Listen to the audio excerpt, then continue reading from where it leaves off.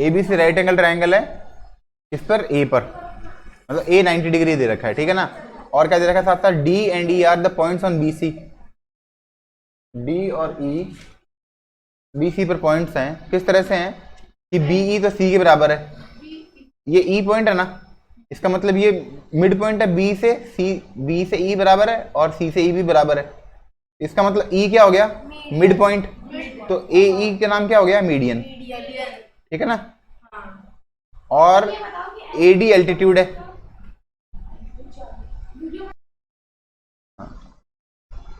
AD altitude दे रखा है, altitude का मतलब क्या होता है, जो 90 डिग्री बन रहा है, तो AD क्या हो गया, एल्टीट्यूड, ठीक है ना। AD क्या हो गया, एल्टीट्यूड, ठीक है। अब AE तो मीडियन है और AD एल्टीट्यूड है। अब चूज 3 आंसर है, अब AD एल्टीट्यूड है, इनमें से कोई एक और एल्टीट्यूड होगा, देखते हैं कौन सा होगा। AE तो एल्टीट्यूड नहीं है, गलत है। फिर BA कौन सा है, BA ये रहा, तो BA 90 डिग्री बना रहा है क्या, ये देखो ये 90 डिग्री, इसका मतलब ये भी सही है, तो BA एल्टीट्यूड, C भी सही है। तो जो जहां पे जो लाइन 90 डिग्री बना रही है वो एल्टीट्यूड है, और जो सामने लाइन को 2 इक्वल पार्ट में डिवाइड कर रही है वो मीडियन है। अब AD एल्टीट्यूड है क्या, है, तो सही है।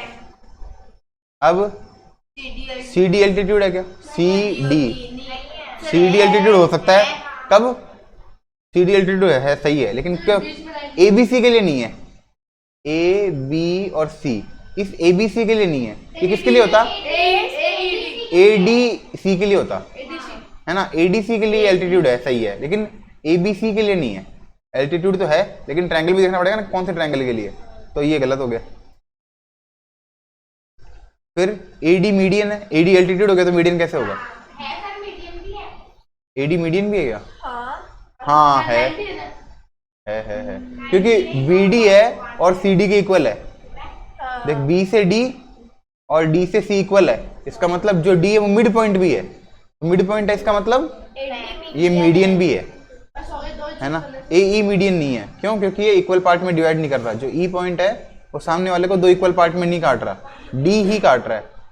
अब देखो एक बात और, कि अगर कोई पॉइंट है वो मीडियन भी है और एल्टीट्यूड भी है, इसका मतलब ये ट्रायंगल फिर आइसोसेलेस हो जाता है, आइसोसेलेस ट्रायंगल हो जाता है ये, मतलब इसका मतलब ये है कि ये लाइन इस लाइन के भी इक्वल होगी।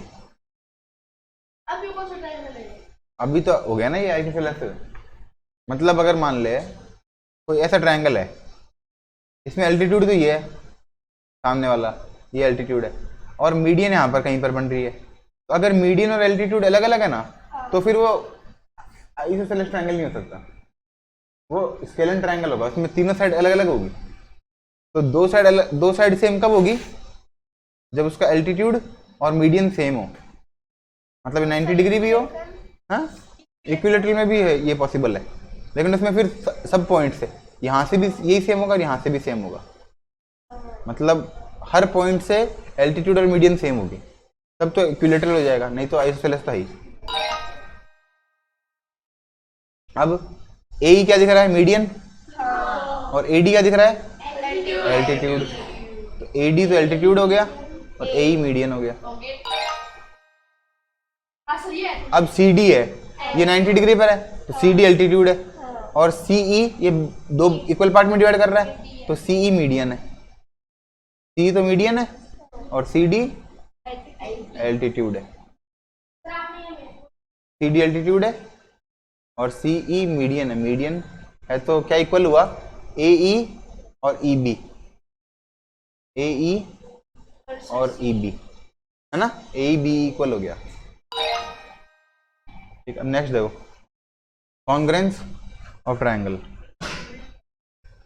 कोई 2 ट्रायंगल कॉन्ग्रेंट कब होते हैं, 4 प्रॉपर्टी है 2 ट्रायंगल कॉन्ग्रेंट होने की, एक तो तीनों साइड बराबर हो, एक 2 साइड बराबर हो, बीच का एंगल इक्वल हो, 2 एंगल इक्वल हो, बीच की साइड इक्वल हो, या एक एंगल राइट एंगल हो, फिर हाइपोटेनियस और एक साइड, मतलब अगर 2 साइड इक्वल है और एक एंगल इक्वल है तो वो एंगल 90 होना चाहिए। फिर अगर एस एस ई कर दिया ना, ऐसे एस ए एस तो ठीक है, लेकिन अगर एस एस ई करा है तो फिर वो ए क्या होना चाहिए 90, तब ये सही है, नहीं तो गलत है।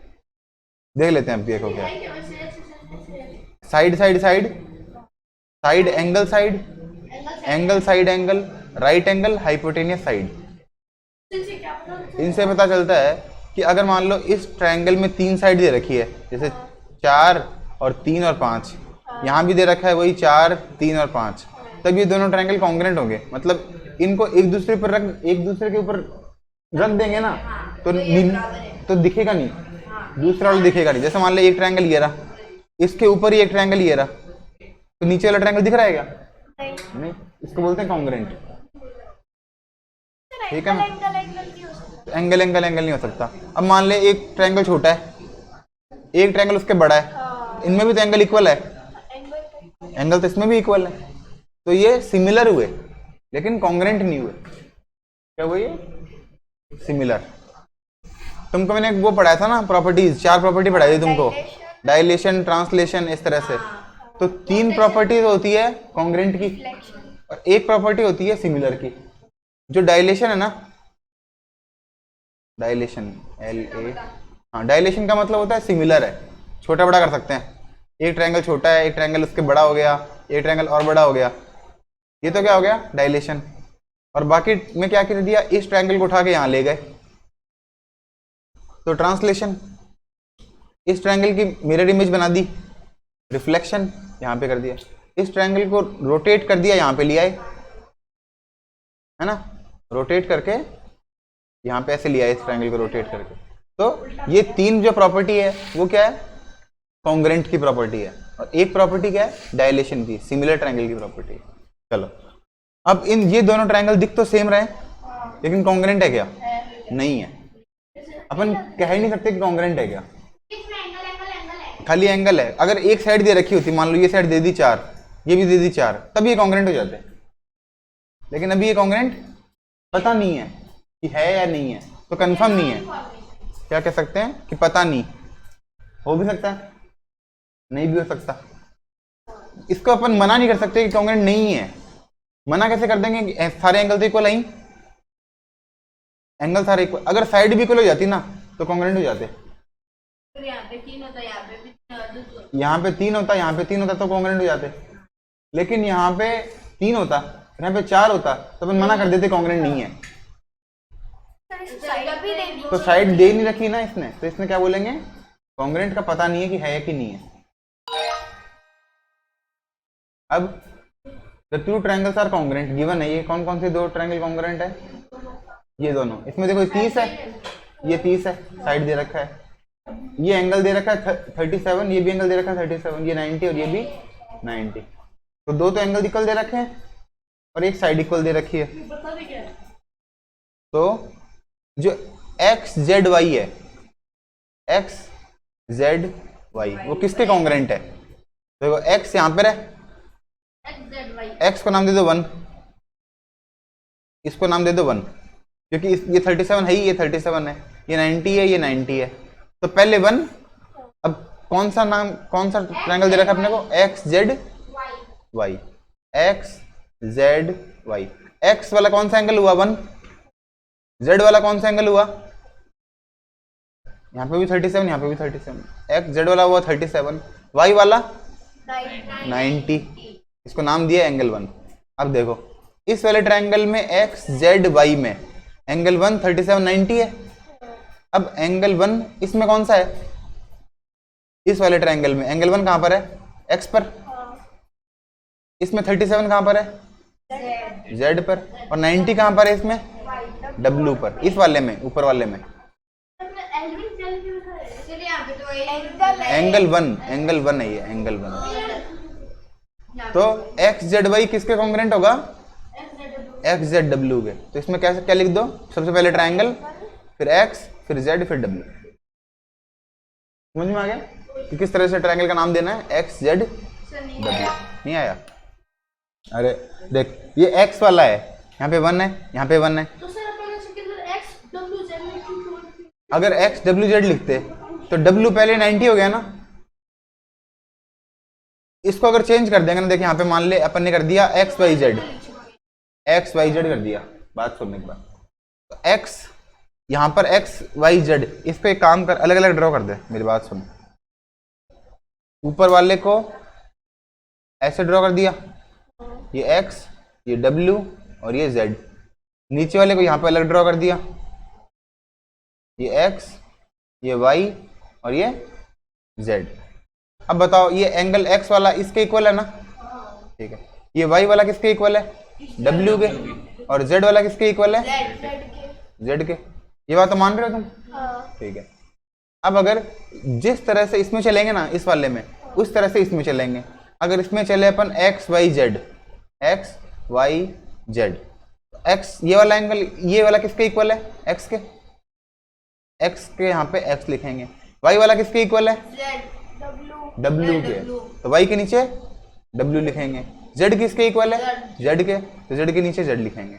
अगर एक्स वाई जेड लिखते तो एक्स डब्ल्यू जेड लिखते, लेकिन अपने सवाल थोड़ी पूछा एक्स वाई जेड का, अपने सवाल क्या पूछा है, एक्स जेड वाई पूछा है। तो पहले एक्स है, फिर जेड है, फिर वाई है।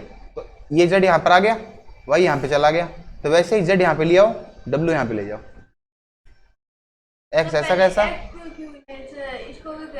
इसको भी ले सकते हैं, ऐसे भी ले सकते हैं। वाई जेड डब्ल्यू ले लो, मान लो। वो तो जो क्या मतलब है, ट्रायंगल तो वही है ना, ट्रायंगल वही है, लेकिन इससे क्या पता चल रहा है कि एक्स एक्स के इक्वल है, जेड जेड के और वाई डब्ल्यू के है। इससे ये पता चल रहा है कि एक्स जेड लाइन है वो एक्स जेड लाइन के इक्वल है, जेड वाई है वो जेड डब्ल्यू के इक्वल है, एक्स वाई है वो एक्स डब्ल्यू के इक्वल है। ऐसे अभी धीरे धीरे और समझ में आ जाएगा, तुम खुद से करोगे ना इन सवालों को तब समझ में आएगा। गलती होगी तो कल बताएंगे ही, मना तो फिर थोड़ी कर रहे। अब देखो x की वैल्यू क्या होगी इसमें, देखो ये कितना है 31, ये 111, इन दोनों को मिलाया कितना हो गया 142। तो ये कितना हो जाएगा अपने आप ही 180 में से माइनस कर देंगे 38। इसका मतलब ये जो एंगल कितना आ गया 38। अब तुमको ये दिख रहा है कि ये z बन रहा है, अल्टरनेट एंगल है, अल्टरनेट एंगल है, तो ये वही होगा जो यहाँ पर होगा, ये 38, तो ये भी क्या होगा 38। आगे समझ में, ठीक है।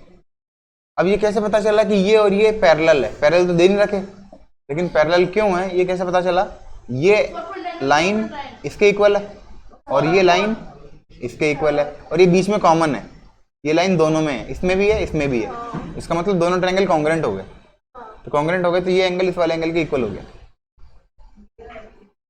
x कितना आएगा 38। अब जैसे ये दो ट्रायंगल अलग अलग ड्रॉ कर दिए, सेम है, कॉन्ग्रेंट है, 5 7 बीच में 117, ये 5 7 बीच में 117। तो अगर ये पूछेंगे कौन से रूल से इक्वल हुआ, तो साइड साइड बीच में एंगल, साइड एंगल साइड। अब मान लो इसका नाम दे देता हूं मैं ABC, इसका नाम दे दिया DEF, ठीक है ना। अब मैंने ये पूछ लिया कि ABC है, चुप रहे एक बार, ABC है ट्रायंगल, वो किस ट्रायंगल के कॉन्ग्रेंट है, ए के यहाँ पे क्या लिखें F। देखो ये छोटा वाला एंगल है, इसमें छोटा वाला एंगल कौन सा 7 के पास में बन रहा है, वो वाला, ये वाला एंगल सबसे छोटा है। तो पहले क्या लिखेंगे, ए की जगह F, बी की जगह बी की जगह D और C की जगह E। तो ABC किसके कॉन्ग्रेंट हो जाएगा, समझ में आ गया ना ये कैसे कॉन्ग्रेंट हुआ। तो हर कुछ नहीं लिखना है, DEF नहीं लिखना है, ABC अगर लिखोगे तो आगे क्या लिखना पड़ेगा, और ये साइन होता है कॉन्ग्रेंट का, ये साइन, इसको बोलते हैं बिल्कुल कॉन्ग्रेंट है, सारी साइड इक्वल है, सारे एंगल इक्वल है। अब ये इन तीनों से क्या पता चल गया, जैसे मान लो अपन ने ये बोल दिया कि इन तीनों से कॉन्ग्रेंट हो गए, कॉन्ग्रेंट का ये मतलब है कि जो साइड बच गई ना वो साइड इसके इक्वल है, और जो ये वाला एंगल है वो इस वाले एंगल के इक्वल है, और ये वाला एंगल इस वाले एंगल के इक्वल है। तो कॉन्ग्रेंट है। अब ये x है, ये 36 है, तो 36 किसके इक्वल होगा, x के। इसमें काम गड़बड़ है। देखो ये स्ट्रेट लाइन नहीं बन रही, नहीं है ना स्ट्रेट लाइन, हाँ नहीं। लेकिन इसमें क्या दे रखा है कि कॉन्ग्रेंट है। पी क्यू आर किसके इक्वल है? टी एस आर के। तो इसका मतलब पी क्यू आर, ठीक है ना। तो जो पी है वो किसके इक्वल है? टी के। पहला एंगल पहले एंगल के इक्वल, तो पी टी के इक्वल है। टी ये रहा, तो पी भी क्या दे रखा है? तो इसने बोल रखा है इक्वल है, हुआ नहीं, इसने बोल रखा है पहले से कि इक्वल है, मान के चलो कि इक्वल है। साइड तो निकालनी है, प्रूव नहीं करना, साइड निकालनी है, गिवन है कि कॉन्ग्रेंट है। तो P किसके इक्वल हो गया? T के। Q किसके इक्वल हो गया? S के। और R किसके इक्वल हो गया? R के। तो T किसके इक्वल है? P के। तो P कितना हो गया? 45। S किसके इक्वल है? 39। Q के। तो ये कितना हो गया? 39। पूछा क्या है? PR कितना होगा? PR। तो PR यहाँ पे देखते हैं, ये PR है। PR किसके इक्वल है? TR के। तो PR ये रहा। TR कितना है? TR 11 है। तो ये 11 है, तो PR भी क्या होगा? 11। तो PR की जगह क्या लिख दो? 11। और PQR कहाँ है? PQR ये रहा। PQR कितना हो गया? 39। PQR दे रखा है ना, ये रहा 39। P से Q गए, Q से R गए, तो लल्लू है क्या? अबे PQR ये वाला एंगल नहीं दिख रहा क्या तेरे को? यहाँ से P से चले, फिर Q पे गए, फिर R पे आ गए, तो PQR का ये एंगल हुआ। PQR कौन सा एंगल हुआ? जो बीच वाला एंगल होता है ना, वो उसको बोलते हैं PQR। P से Q फिर R, तो एक कितना एंगल बना है PQR से? ये कितना है? 39।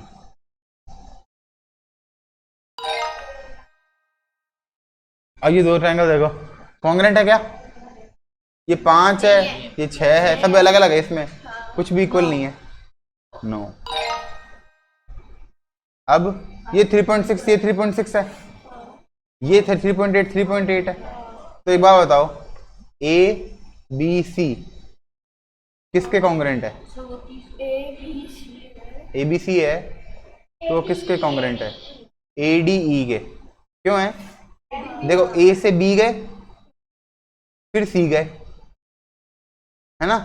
तो इसमें पहले 3.8 पे गए, तो इसमें भी पहले 3.8 पे जाएंगे, तो क्या आएगा? A D E, A D E और आगे ट्राइंगल। आगे समझ में? ए किसके इक्वल है? ए के। बी किसके इक्वल है? डी के। और सी किसके इक्वल है? ई के। तो पूछा क्या है? एक्स पूछा है। मैं एक्स मतलब ई वाला एंगल, ये ई पूछा है। ई किसके इक्वल है? सी के। तो सी तो ये है, इसका मतलब निकालना पड़ेगा। तो ये दोनों मिला के कितने हो गए? 148। तो कितना बच गया? 32। 180 में से 148 गए, 32। तो सी कितना हो गया? 32। तो सी 32 हो गया, तो ई भी कितना हो गया? 32। जेड नहीं बन रहा, देखो जेड वाला सिस्टम नहीं है इसके अंदर, क्योंकि तुमको ना तो पैरेलल दे रखा, पैरेलल तुमको दे रखा, और जेड इसलिए नहीं है क्योंकि ये लाइन वो नहीं है, पैरेलल नहीं है, ऐसी लाइन है ये पैरेलल नहीं। हाँ ये लाइन इसके पैरेलल नहीं है। कैसे पता चला पैरेलल नहीं है? इससे, क्योंकि ये 3.6 है तो ये भी 3.6 है। अगर ये उल्टा होता ना, यहाँ पे 3.6 होता और यहाँ पे 3.8 होता, तब ये पैरेलल होता। हाँ तब यहाँ पे 30 आता। अगर ये 3 मतलब ये 3.8 यहाँ पे अटके यहाँ पे हो जाता, मतलब आपस में ये चेंज हो जाते, तब हो जाता ये। कोई बात नहीं, 2-3 बार करोगे तो हो जाएगा ये 5 है, ये 5 है। 5 के आगे पीछे कौन है? एक 22 और एक 42। यहाँ पे भी 5 के आसपास कौन है? 22, 42, मतलब कॉन्ग्रेंट है। अच्छा, तो N L M, N L फिर एम, तो पहले तो अपन 22 पे गए, फिर 42 पे गए, X Z Y, X Z Y, X X Z Y. ठीक है, नेक्स्ट देखो, और तो कराएंगे अभी तो। अब देखो फटाफट, 9:30 बज जाने दे, तब तक कराएंगे। Simplify to create an equivalent expression. देखो 9 जहाँ पे माइनस प्लस आ जाता है वहाँ पे टर्म अलग अलग हो जाती है, तो 19 अपनी अलग टर्म है, 19 को यहाँ पे लिख दो। पहले ब्रैकेट सॉल्व करेंगे, पहला काम अपना ब्रैकेट सॉल्व करेंगे। अब ये ब्रैकेट के पहले कौन है, माइनस का 6, इस 19 को भूल जाओ, तो 6 को इससे मल्टीप्लाई करेंगे और फिर 6 को ही इससे मल्टीप्लाई करेंगे। तो माइनस के 6 को माइनस के कैसे किया, प्लस का 6 के, माइनस के 6 को प्लस के 4 से किया, माइनस का 24। इतना आ गया ना पहली लाइन। अब 6 के ऐसा कैसा, क्योंकि 6 के पास k है, वेरिएबल है, इन दोनों के पास वेरिएबल नहीं है, तो इन दोनों को जोड़ सकते हैं या फिर माइनस कर सकते हैं, जो भी है। तो माइनस प्लस का तो 19 और माइनस का 24 क्या आएगा, माइनस का 5। ठीक है ना, तो किस में दिख रहा है ये,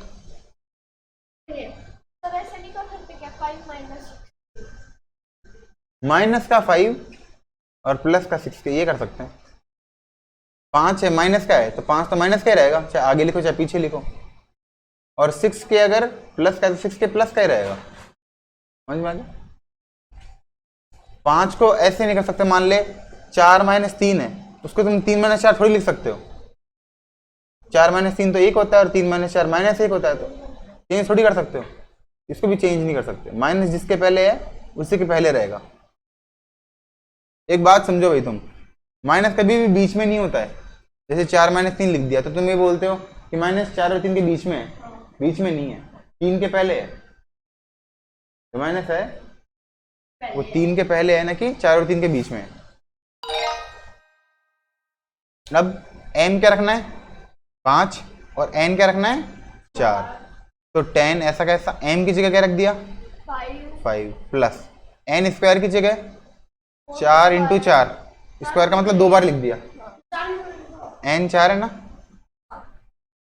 n स्क्वायर, और अपॉन में क्या आ गया, 4। एक 4 से 4 कट गया, इसको मल्टीप्लाई कर दिया, 50 + 4 54।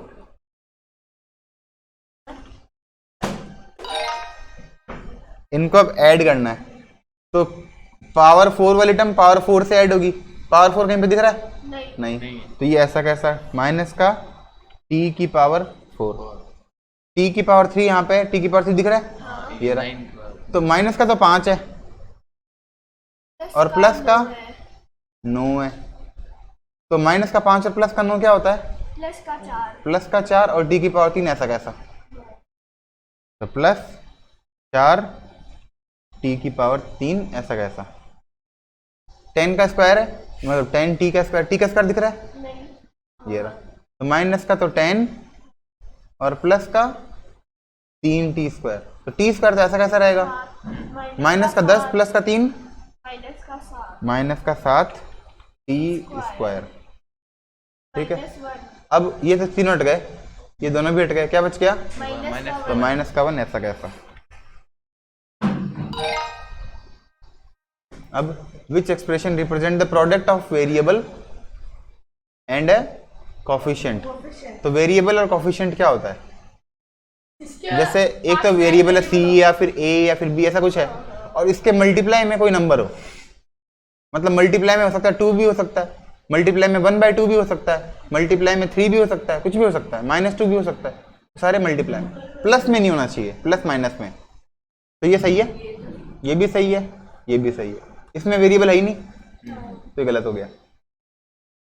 वेरिएबल का मतलब ABCD इस तरह का कुछ नंबर, तो C, T और J सही है। और कोफिशिएंट मतलब इनके मल्टीप्लाई में 4 है, इसके मल्टीप्लाई में हाफ है, इसके मल्टीप्लाई में 11 है। यहाँ पे वेरिएबल है ही नहीं, मल्टीप्लाई में होना चाहिए, मल्टीप्लाई में हो चाहे डिवाइड में हो, और प्लस माइनस में नहीं होना चाहिए। कोफिशिएंट को प्लस माइनस में नहीं बोलते हैं, कोफिशिएंट का मतलब मल्टीप्लाई में डिवाइड में। 11/C नहीं हो सकता, ना ना ना ना, C/11 हो सकता है। c अपॉन 11 हो सकता है, क्योंकि अगर c अगर अपॉन में आ गया तो फिर ये एक्सप्रेशन है ना, अलजेब्रिक एक्सप्रेशन तो है, पॉलिनोमियल नहीं है। मतलब c है ना, क्या बोलते हैं, c स्क्वायर में आ सकता है, मतलब c की पावर है ना वो नेगेटिव नहीं हो सकती। 1 चलेगा, 2 चलेगा, 3 चलेगा, अपॉन में नहीं चलेगा, 1/2 नहीं चलेगा। जो c की पावर है वो होल नंबर होना चाहिए, मतलब 0 से लेकर इन्फिनिटी तक, 0 1 2 3 4 पूरा पूरा नंबर, माइनस में नहीं चाहिए और अपॉन में नहीं चाहिए। कोई वेरिएबल की पावर किसमें चाहिए, किसमें चाहिए, पूरी पूरी नंबर में, होल नंबर में चाहिए, है ना। अपॉन में नहीं चाहिए, अपॉन में सी नहीं चाहिए।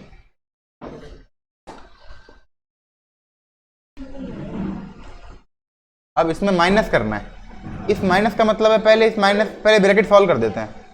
4r², ये ऐसा कैसा, माइनस का 3r ऐसा कैसा, प्लस का 2 ऐसा कैसा, माइनस को माइनस से मल्टीप्लाई किया, प्लस का r², माइनस को माइनस से मल्टीप्लाई किया, प्लस का 3r, इतना कर दिया। अब लाइक टर्म देखो, लाइक टर्म कौन कौन सी है, r² को इसके नीचे लिख दें और 3r को 3r के नीचे लिख दें।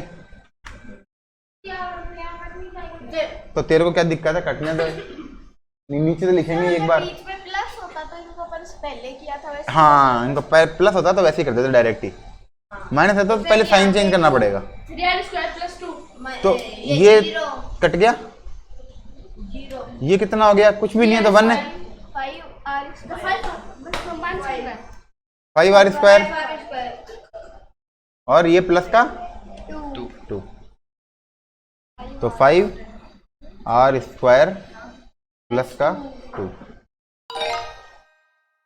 इसमें देखो पहले ब्रैकेट सॉल्व कर देते हैं, 4 को इससे मल्टीप्लाई किया -60, 4 को -3 से किया और p ऐसा कैसा, फिर इसका काम खत्म। -4 को -p से किया, प्लस का 4p, माइनस माइनस प्लस, और 4 को p से किया 4p, माइनस के 4 को इससे किया माइनस का 20। अब p किसमें है, इसमें p है, इसमें p है, तो -12 में से +4 गए, माइनस का 8p, माइनस का 60 है, माइनस का 20 है, तो माइनस का 80, दोनों माइनस माइनस के हैं तो ऐड हो जाएंगे, माइनस का 80, माइनस का 8p, माइनस का 80। अब इसमें जोड़ देते हैं, देखो इसको इन दोनों को जोड़ दिया 6, हाँ ब्रैकेट खोलना है, ब्रैकेट खोल दे भाई, तो कोई दिक्कत नहीं है। देख ये 6 3x³ प्लस 4x² प्लस का है तो साइन चेंज तो होंगे नहीं, हाँ इसके नीचे लिख दो चलो, तो 3x³ स्क्वायर वाले को स्क्वायर वाले के नीचे, और जो खाली है उसको अलग से, ये तो कट गया, प्लस का 4 माइनस का 4, ये हो गया 6x³ कटता तब है जब साइन अलग अलग होते हैं, ये कैसे कटेगा, तो साइन सेम है, 3 और 3 6 हो जाएंगे, इसमें 4 में 4 गया 0 हो जाएगा, और माइनस का 9x, 6x³ माइनस 9x। अब माइनस है, साइन चेंज कर देंगे, तो 6a³ प्लस 7x², नहीं ब्रैकेट के आगे तो मल्टीप्लाई हो रहा है, ब्रैकेट के आगे वाला की करेंगे, तो माइनस का 5a³, ये प्लस का माइनस का प्लस से किया, माइनस का 9a² माइनस का इससे किया माइनस का a। अब एक दूसरे के नीचे लिख दो, 6a³ ऐसा कैसा, प्लस का 7a² ऐसा कैसा, इसको इसके नीचे लिख दिया, माइनस का 5a³, इसको इसके नीचे लिख दिया, माइनस का 9a², इसको इसके नीचे लिख दिया, माइनस का a। ये कितना हो गया, 1a³,